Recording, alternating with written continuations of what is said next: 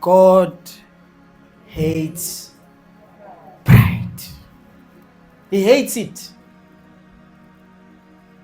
Kwizinto eziwu7 ayizondayo, number 1 pride. Pride. Impakamo. Now, kunomehluko ke we-pride ne-confidence. Ngilalela. Kukhona ukuba confident, but abantu ba mistake i-confidence for pride. Nangizwa? Yeah, kukhona ukuba proud, kodwa uthola ukuthi ayibonakali ngoba ubukeka ngathi uthobekile. Kukhona ukuthi kuba ngathi uphakeme kanti awuphakeme. Kukhona ukuba ngathi awuphakeme kanti uway. Ningilalela ngithi bazalwane.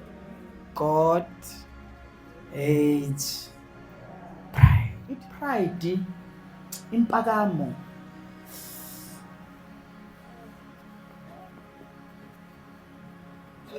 Awenzi ukuphakama ukuze uphakame.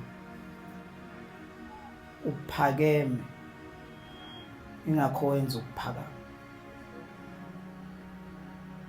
Kusho ukuthi uyakwazi ukuphakama ungakaphakami, usalinda ukuphakama. So ukuthi uphakeme ungakaphakami akusho ukuthi awuphakeme.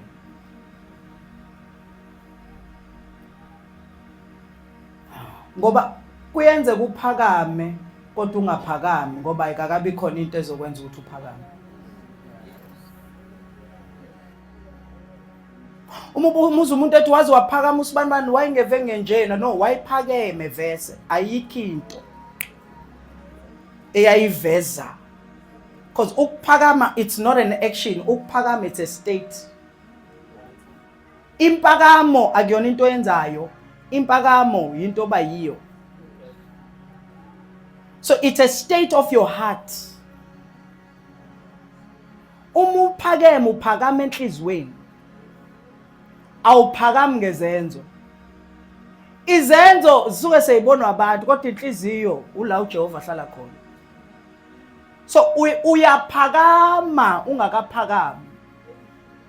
Uthi usuphakama ukanti ubuvela uphakeme.